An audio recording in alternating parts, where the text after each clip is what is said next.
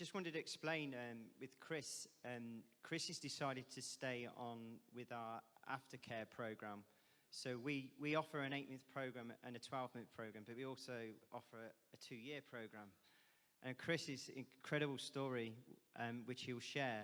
But this is a guy who come from alcoholism in the depths of addiction to in full-time employment within 12 months, with a passport, with a driving license, with some savings. You can go on and on and on. And we need to give glory to God for that. But Chris is just going to share his story.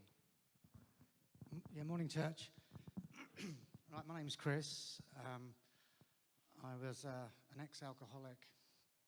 And what happened with me was, drink had always been a part of my life, really. I joined the army as my first job. And I was... Thank you. And then left the army. I then went to college. I learned how to paint and decorating. Went on a building site, drinking again.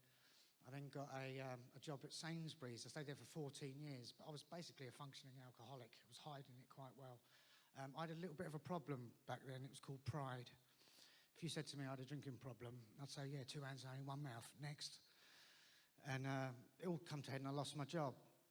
And then went into a military veterans accommodation where I was introduced to drugs, believe it or not, because a lot of ex-servicemen do have a lot of problems. I got kicked out of there for drinking. And then I ended up in Carmarthen in Wales. And I walked into a Salvation Army just for something to eat, just for a bit of food, just for something to eat. And I bumped into a lady called Jackie Hamilton. I don't know if anyone knows her.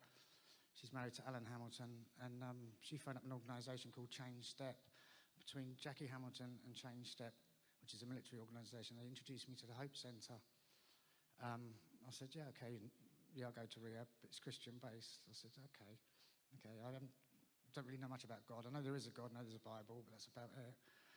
Anyway, I came into the Hope Centre, and I did the only time I'd been in a house with a group of lads was when I was in the army. So I thought, back to basics, strip yourself down, back to basics. And start again, fresh canvas. I was there for 4 months, and I thought, well, Chris, if you're going to start again, be born again. So I got baptised, and that was on the 24th of November 2019. It has been hard for me, but I gave my life to Jesus, and God did say it's not going to be easy being a Christian, and it's true. And I live in Bagley, and there's a mountain outside my bedroom. And God said to me, he said, what's that out there? I said, it's a mountain. He said, yes, right, yeah. If I wanted that mountain to be flat, Chris, I wouldn't be asking you to climb it. So here I am today. I've been at the Hope Centre. I've had a wonderful time at the Hope Centre. When I first got to the Hope Centre, I went back to basics, like I said, in the army, and I made my bed in the morning. And we watched a sermon where a military guy said, if you want to conquer the world, make your bed in the morning. And it's true, because it doesn't matter what kind of day you've had. Just come back home to a nice made bed.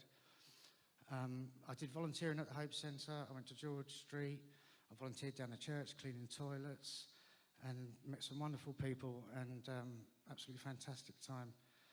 I got my passport, got my driving licence, and I found full-time employment at Greggs, and that was a mission in itself. I think God sent me all over the place.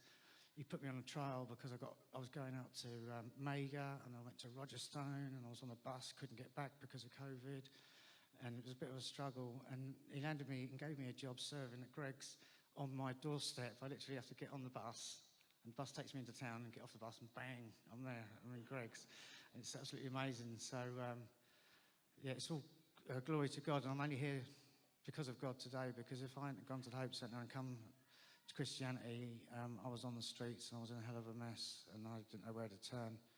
And it's absolutely fantastic. So thank you very much for hearing my story. Thank you.